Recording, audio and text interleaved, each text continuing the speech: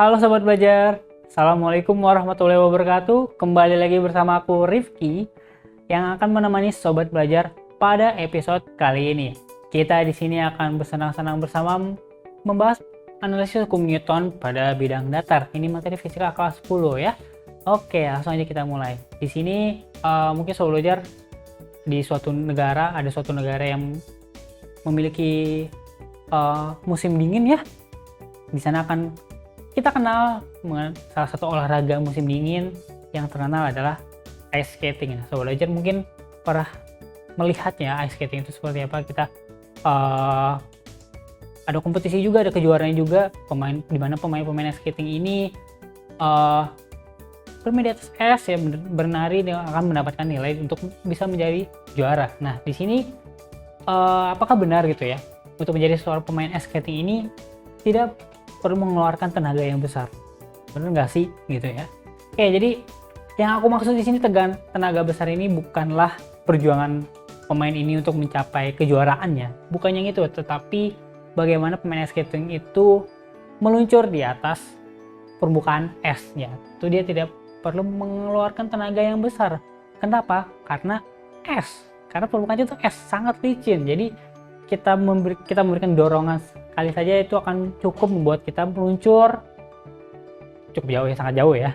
Oke, karena gaya geseknya yang kecil sekali. Oke, di sini kita bisa lihat sama Sobat Belajar ada gambar ya pemain ice skating seperti ini ya. Kita perhatikan dari sepatunya ya. Sepatunya ini yang bersentuhan dengan esnya itu adalah seperti mata pisau ya. Dia ramping, bisa tajam juga ya.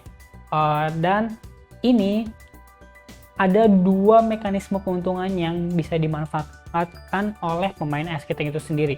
Pertama, dia bisa cukupnya, mata sepatu ini akan cukup memberikan gaya gesek untuk pemain ice skating ini seimbang, tidak jatuh ke kanan ataupun jatuh ke kiri. Jika mata pisaunya ini diarahkan sejajar dengan arah geraknya, maka dia akan memberikan gaya gesek yang sedikit. Tetapi jika di arah kanan kiri ya, dia arah geraknya digunakan tertentu, dia akan memberikan gaya gesek yang sebesar, sehingga pada kondisi tertentu sepatu ini akan memberikan gaya gesek yang cukup supaya pemainnya seimbang, tidak jatuh ke kanan ataupun ke kiri, tetapi akan sangat kecil jika digunakan untuk menghentikan luncuran dari pemain ice skating ini. Kita memberikan dorong sekali, dia akan terus melaju jauh. Nah, itu yang akan kita pelajari di sini Sobat Belajar. Bagaimana sih fisikanya, bagaimana sih matematisnya di kasus yang seperti ini, yang sederhana ini ya. Ada es, dia meluncur, gaya geseknya sangat kecil. Bagaimana jika gaya geseknya besar, dia akan geraknya seperti apa? Itu yang akan kita pelajari. Nah, Sobat Belajar, penasaran kan ya? Ya, jangan kemana-mana, tetap aja di sini. Siapkan alat tulis Sobat Belajar. Jika perlu mencatat, kita akan belajar bersama-sama mengenai ini ya. Oke, karena belajar sekarang mudah, ayo belajar. Jangan lupa belajar, karena sekarang belajar itu mudah. Ayo belajar. Oke Sobat Belajar, kita masuk ke materinya. Jadi di sini materi yang kita bahas akan masih berada di bab ini, dinamika gerak partikel. Mungkin kalau Sobat Belajar buka bukunya ya, ini ada tabel kontennya yang di bab ini. Tapi fokus kita di episode kali ini adalah penerapan hukum Newton di bidang datar. Ini bab hukum Newton. Jadi supaya kita bisa mempelajari ini penerapan hukum Newton di bidang datar, kita punya bekal dulu, yaitu bekalnya hukum Newton 1, 2, dan 3 ya, hukum Newton tentang gerak 1, 2, 3. Kemudian kita sudah paham mengenai jenis-jenis gaya. Jenis gaya gini, ini selain gaya tarik sama gaya dorong, ada gaya berat, kemudian gaya normal, dan juga gaya gesek. Itu ya bekal kita. Sekarang kita yuk masuk ke bagaimana gerak pada bidang datar itu seperti apa. Jadi misalkan ada suatu benda di sini, baloknya dengan massa M, kita tarik atau kita dorong. Kita tarik, ada gaya ke kanan, maka benda ini akan bergerak ke arah kanan dengan percepatan A. Nah, ini kita akan kenal dengan hukum 2 Newton ya, di mana total gaya di hukum kedua Newton, total gaya akan sama dengan M dikali dengan A. M kali dengan A. Oke, M-nya itu massa benda, A-nya itu percepatan, F-nya total gaya. Jika gayanya hanya 1, maka dia F aja. Kalau ada gayanya 2, maka nanti kita kalau misalkan satu lagi yang ke kiri gaya gesek gitu ya, ya nanti tinggal dijumlahkan atau dikurangkan sesuai dengan arahnya. Ya, jadi di sini hukum Newton yang ini tadi aku tuliskan.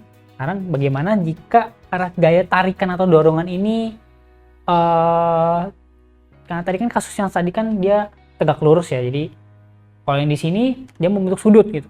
Jadi ya kalau misalnya kita menarik suatu, misalnya naik mainan kereta gitu ya kan, kita keretanya di bawah, mainannya di bawah, kita tarik tapi kita di atas, tangan kita di atas, jadi dia membentuk sudut ya kan. Nggak selalu kita kalau narik benda itu selalu tegak lurus, kan membentuk sudut. Nah kalau membentuk sudut ini seperti apa, apa yang kita perhatikan. Jadi misalkan kita ingin fokus pada gerak di bidang datarnya, di bidang X-nya. Kalau kita fokus di bidang X-nya, maka arah gaya yang F ini kita fokuskan juga di arah X. Jadi kita proyeksikan ya. Nah ini kalau belajar bekal lain, ini vektor ya. Jadi untuk ada sudut ini, sudut seperti ini. Jika kita ingin proyeksikan menjadi ini F, kemudian menjadi Fx ya, dengan sudut theta, maka karena dia ada di samping dari sudut dari vektor F ini, maka kita menggunakan cos di sini. Jadi total F-nya, total gayanya, jadi F kali cos theta ya. Kemudian kalau kita pengen fokusnya di arah Y gitu ya, Fy, maka kita gunakan sin ya. Hanya gitu aja. Sekarang bagaimana jika kasusnya ini gerak pada benda ini nggak cuma satu, misalkan 2 gitu ya. Kalau kasusnya ada 2 benda gimana? Oke, sama aja. Misalkan ada satu contoh, ada gaya F di sini. Gaya F diberikan ke 2 benda ini. Oke. Jadi yang membedakan dari benda 2 ini diberikan oleh satu gaya, ada yang membedakan, yaitu gaya kontak. Kita akan kenal dengan gaya kontak. Apa itu gaya kontak? Gaya kontak. Jadi kalau secara perlahan ya, kalau kita perhatikan gaya dari kiri, dari F ini diberikan kepada benda, maka benda ini akan bergerak. A ini akan bergerak ke kanan dan bersentuhan dengan benda yang B ini. Jadi akan ada gaya kontak sini, ya. Kita kenal F, misalkan aku tulis FAB. Dengan berdasarkan hukum Newton yang ketiga tentang aksi dan reaksi, maka benda B ini akan memberikan tolakan, akan memberikan reaksi dari aksi yang diberikan oleh benda A, maka akan ada gaya yang ke kiri, yaitu FBA, aksi reaksi ya. Jadi besarnya gimana? Itu yang biasanya di kasus itu yang ingin kita tahu, besar gaya kontak yang diberikan dari A ke B maupun B ke A itu gimana. Ya, jadi misal sekarang kita gimana cara mencari tahunya? Kita fokus dulu ke benda A ya. Jadi gaya yang bekerja pada benda A itu apa aja?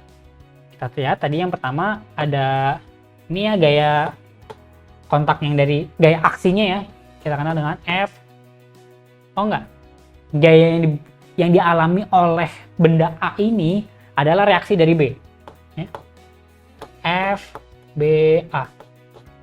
Kan FBA ini memberikan reaksi ke benda A, F ini memberikan aksi ke benda ini ke A ya. Jadi ada 2 gaya. Jadi kalau kita lihat fokusnya untuk benda A dulu, maka sigma F sama dengan M kali A, hukum Newton 2. Total gayanya ini adalah F dikurang FBA. F ini ke kanan, FBA-nya ke kiri kan ya. Dia memberikan reaksi kan ya. Dan masanya di sini adalah massa benda A. Oke. Sekarang kita fokus ke ini, yang pertama yang ini kita simpan dulu. Sekarang kita fokus ke yang B. Bagaimana? Di B ini hanya ada gaya aksi yang diberikan dari benda A. Hanya ada gaya aksi. Jadi F sama dengan A. Jadi bukan F nih. FAB ya. Aku tulis di atas. FAB. Oke. Gaya aksi yang diberikan dari benda A ke B. Oke. Itu yang dialami benda B. Hanya itu aja. Nggak ada yang lain. Jadi FAB ini, maka total gaya yang bekerja pada B itu hanya FAB aja. Jadi FAB sama dengan MB kali A. Jadi ini terpisah, yang sama yang bawah ini terpisah ya. Oke. Jadi kita sudah punya persamaan yang kedua. Ini persamaan yang kedua, ini persamaan yang pertama. Kita lihat di sini ada FBA dan di sini ada FAB. Kita tahu bahwa aksi reaksi sama ya nilainya. Jadi FAB itu sama dengan FBA. Besarnya sama tapi arahnya hanya yang berbeda. Oke, jadi FAB ini bisa kita masukkan ke sini. Ya, jadi kita tahu bahwa jadi kita punya F dikurang MB kali A. Ya. MB kali A sama dengan MA kali A. Kalau kita MB kali A-nya ini, suku yang ini kita pindahkan ke kanan, maka kita akan dapat persamaan yang ini. Jadi persamaan yang baru di sini adalah F sama dengan MA ditambah MB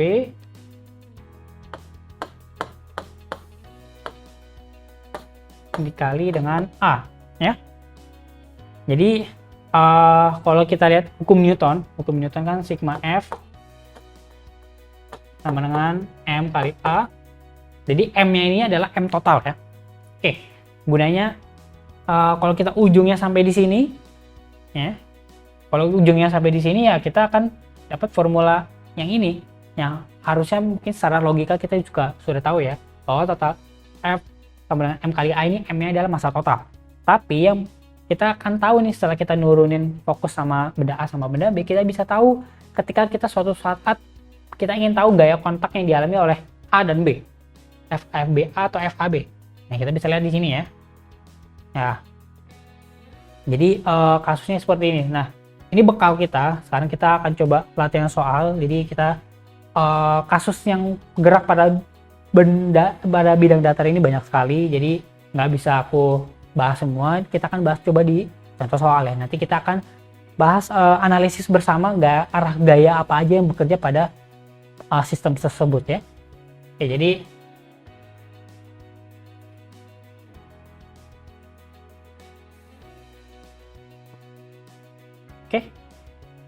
di soal nomor 1 aku punya soal di sini. Di soal nomor 1 ini mari kita baca bersama. Ada sebuah benda yang berbentuk kubus dengan berat 20 Newton terletak di atas lantai mendatar dan ditarik dengan gaya 4 Newton condong ke atas dengan sudut 60 derajat terhadap horizontal ya. Jika koefisien gesek statisnya sekian, kinetisnya sekian 0,2 sama 0,1, yang ditanya adalah maka besarnya gaya gesek yang diberikan benda saat itu adalah berapa. Oke, jadi di sini benda ini hanya diketahui bahwa diberikan gaya 4 Newton condong ke atas dengan sudut 60 derajat. Kita nggak dikasih clue bahwa benda ini tetap bendanya gerak atau enggak, karena apa? Dia punya gaya gesek. Ingat, ada gaya gesek statis sama kinetis. Itu adalah dua jenis gaya. Gaya gesek statis adalah gaya gesek ketika benda itu diam, tetapi gaya gesek kinetis adalah ketika benda itu bergerak ya. Oke, jadi gimana idenya? Aku coba pindah dulu dan kita coba gambar sistemnya ya. Ini ada bidang datar.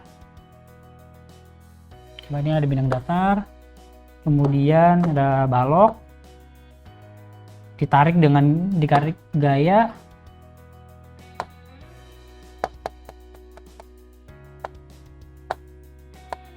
60 derajat. Jadi gayanya berapa? Oke, tadi ada Fs.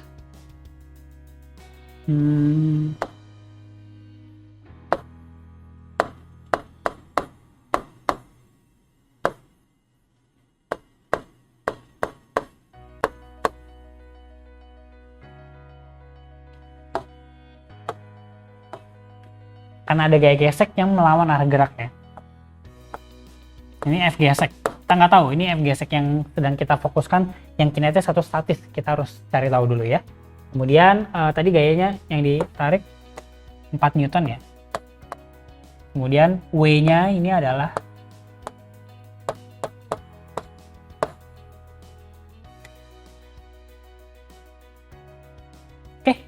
sekarang gimana idenya? Sekarang kita ingin cari tahu dulu gaya gesek yang dialami oleh benda ini. Pertama kita fokus gaya gesek statis atau kinetis dulu ya. kalau nanti gaya geseknya lebih besar dari gaya yang diberikan terhadap sumbu X, maka benda itu bisa dikatakan gerak atau diam ya. Oke, jadi pertama kita lihat dulu. Ini adalah yang ini arah ini F cos theta ya. Nah, kita lihat dulu. Gaya gesek yang statis akan sama dengan mu S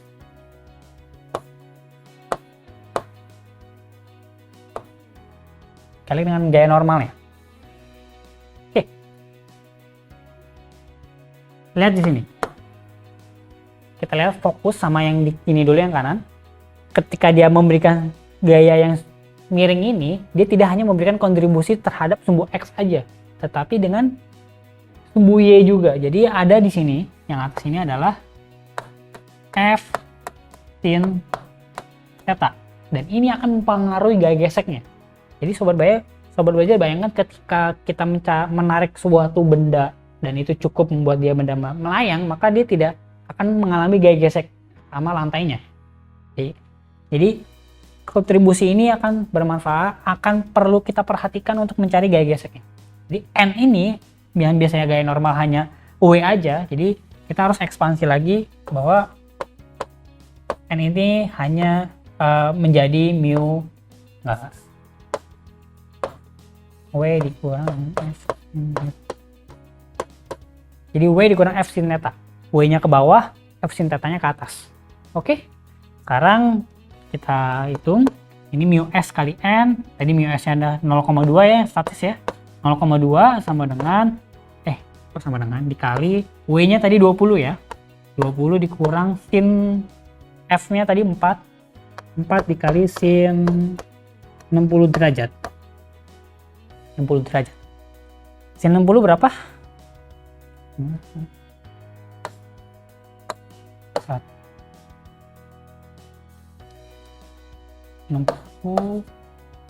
No. Itu akar 32. Oke. Kita lihat dari segitinya sinus 30. Depan bagi miring. Akar 3/2. Jadi F geseknya yang statis adalah 0,2. 0,2 nya aku masukin aja ya, 0,2 kali 20 jadi 2 kali 4 jadi 4. 4 dikurang 4 sin 60. 4 kali akar 3/2. Jadi kira-kira kita dapat 4 dikurang 2 akar 3 Newton. Oke. Untuk yang gesek statisnya, sekarang kita coba cari yang F gesek kinetisnya ya.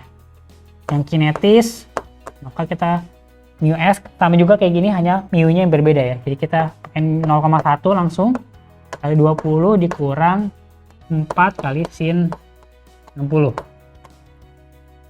Kita lihat 0,1 kali 20 jadi 2 dikurang 2 akar 3.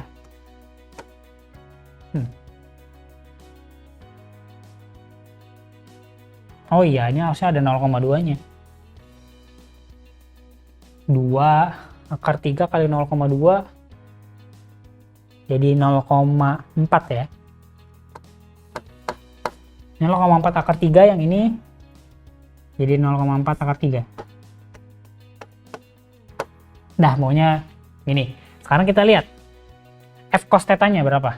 F cos theta-nya 4 dikali cos 60 sama dengan 4 dikali 1/2 sama dengan 2. Jadi 2 Newton ya. Oke, kita lihat di sini.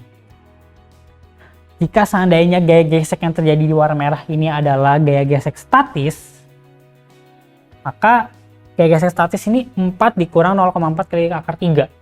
Itu kira-kira sekitar 3 komaan. Tetapi gaya yang diberikan di benda ini cuma 2 Newton. Terhadap sumbu X-nya ya, dia cuma 2 Newton. Jadi karena F cos theta ini lebih kecil dari gaya gesek statisnya, maka benda ini dikatakan dia diam. Ya.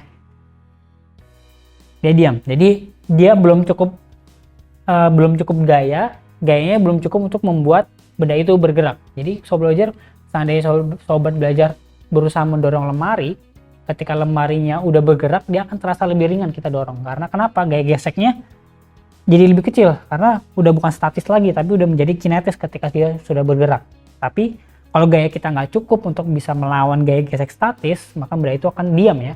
Oke, jadi gaya gesek statis ini sekitar, kalau 4 dikurang 0,4 kali akar 3 itu sekitar 3,5an. Sedangkan gaya yang diberikan cuma 2 Newton karena X, maka benda ini belum cukup, gaya ini belum cukup untuk membuat benda ini bergerak. Jadi kesimpulannya, kita menggunakan gaya gesek yang statis. Jadi kita punya informasi bahwa benda ini masih diam. Oke, ini aku hapus yang ini. Sekarang informasi yang kita butuhkan adalah benda itu diam. Maka langkah selanjutnya apa? Kalau dia ini diam, maka bisa kita simpulkan F cos theta total gayanya sama dengan 0. Karena dia diam, nggak ada percepatannya 0. Jadi total gayanya 0. Oke, masih soal pertama aja udah ribet ya. Analisisnya banyak ya, jadi perlu diperhatikan pelan-pelan. Jadi total gaya sama dengan 0, maka F cos theta dikurang F gesek sama dengan 0 ya. F geseknya di sini adalah F gesek statis yang tadi kita lihat. Bukan statis, gaya gesek aja. Kita nggak tahu gaya geseknya berapa, asalkan tidak lebih dari yang kita dapat tadi di awal ya. Jadi F cos theta, maka F cos theta sama dengan Fg. Ini F cos theta adalah 2 F4 dikali dengan cos 60 sama dengan Fg sama dengan 4 cos 60 tadi 2 ya, kita dapat 2 Newton. Jadi gaya geseknya 2 Newton. Jadi gaya gesek yang dialami oleh benda ini 2 Newton ya. Ingat, tadi gaya gesek statisnya anggaplah 3,3 ya, 3,4. Tapi gaya gesek masih 2 Newton, jadi belum cukup ya. Gaya ini belum cukup untuk melawan gaya gesek ini. Jadi gaya geseknya masih 2 Newton. Oke, jadi itu dia soal nomor 1, jawabannya cukup panjang. Jadi pertama kita, karena di soal ini nggak dikasih tahu ya, tadi kita lihat soalnya. Oke, kita lihat soalnya. Karena dia nggak dikasih tahu dia gerak atau enggak, maka kita perlu mencari dulu. Karena apa? Ini dia diberikan informasi gaya gesek statis dan kinetis 0,2 sama 0,1. Maka kita cari dulu apakah gaya yang diberikan oleh 4 Newton ini cukup untuk melawan gaya gesek statis. Kalau dia cukup, maka gaya geseknya, maka benda ini bergerak. Maka benda ini bergerak ya kalau dia cukup melawan gaya gesek statis. Oke, intinya gitu. Sekarang kita lanjut ke soal nomor 2 ya. Oke, di soal nomor 2 ini, soal belajar, ada truk nih. Ada sebuah truk dengan bak terbuka, dia membawa lemari seperti pada gambar. Koefisien gesekan statis yang diberikan oleh truk ini, jadi koefisien gesekan statis antara kotak dan papan truk yang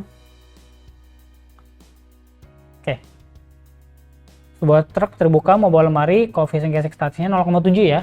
Yang ditanya ada percepatan maksimumnya. Percepatan maksimum yang diperbolehkan truk ini supaya apa? Supaya benda ini tidak meluncur. Maksudnya meluncur itu kadang kalau kita bak ini terlalu digasnya kencang, gitu ya, langsung kencang, lemari ini ya, kita bayangkan aja lemari ini akan jatuh ke belakang gitu ya, karena terlalu digas dengan cepat. Jadi berapa percepatan yang dibolehkan truk ini supaya benda ini tidak jatuh, lemari ini nggak jatuh ke belakang gitu ya. Sama juga, kita kalau truk ini berhenti mendadak gitu ya, ngerem mendadak, maka lemari ini akan terbang jatuh ke depan ya, meluncur ke depan. Oke, jadi berapa batas percepatan yang diperbolehkan? Itu yang kita ingin cari di sini. Oke, jadi ini sesuai dengan hukum Newton kedua, di mana total gaya F sama dengan M dikali A. Oke. Karena kita ingin fokusnya ya, sekarang kita fokusnya ke lemari ini. Kita ingin lemari ini tidak mengalami percepatan, artinya dia diam. Maka A ini adalah 0. Jadi aku tulis pakai warna biru sekarang. Total gayanya akan sama dengan 0. Karena M kali A. A-nya 0 ya. Oke. Kemudian ide kita gimana? gaya apa aja yang bekerja di sistem ini. Pertama ada gaya F. Gaya F-nya mungkin menarik dia ke kiri ya. Karena percepatan truknya ke kiri, jadi ada gaya F ke kiri. F, kemudian ada gaya gesek ke kanan. F, gesek. Jadi gaya yang bekerja pada sistem ini ada apa aja? Ada F dikurang F gesek sama dengan 0. Bisa kita simpulkan bahwa F-nya sama dengan F gesek. Ya, sama dengan F gesek. F-nya, coba kita lihat. F-nya itu yang kita cari ya. Jadi F-nya ini adalah M kali A. M kali A-nya dari truk ini. Jadi truk ini punya F sama dengan M kali A. Untuk yang truk ya, karena dia punya percepatannya. Nah, sistemnya yang kita... Oke, lanjut ya. Di sini M kali A. Kemudian koefisien gesekan statisnya apa? Mu S ya, mu statis dikali dengan gaya normalnya, N-nya. Oke. M kali A, tetap M kali A sama dengan mu S dikali M kali G. Massa G ya. Jadi kita lihat sini, ini M-nya saling menghilangkan. Jadi kita tinggal apa? A sama dengan mu S dikali gravitasi ya. Jadi kita dapat mu S-nya 0,7. 0,7 dikali dengan 10 sama dengan 7 meter per second kuadrat. Jadi inilah batas maksimum yang diperbolehkan diberikan truk ini ya, truk dengan bak terbuka ini. Batasnya 7 meter per second kuadrat supaya lembar ini tidak meluncur ke belakang ataupun ke depan ya. Jadi kalau misalkan dia ingin ngerem, batasnya adalah minus 7 meter per second kuadrat. Itu aja ya bedanya ya. Oke, jadi ini dia soal belajar. Kita sudah sayang sekali kita baru membahas 2 soal ya, karena analisis dari gerak hukum Newton pada bidang datar ini banyak sekali. Jadi itu dia, semoga bermanfaat untuk soal belajar di rumah. Oke, senang sekali bisa menemani sobat belajar hingga sekarang ya. Jadi sobat belajar tetap semangat dalam menimba ilmu di sini, karena kita akan ketemu lagi di episode selanjutnya. Karena belajar sekarang mudah, ayo belajar. Bye-bye. Jangan lupa belajar, karena sekarang belajar itu mudah. Ayo belajar!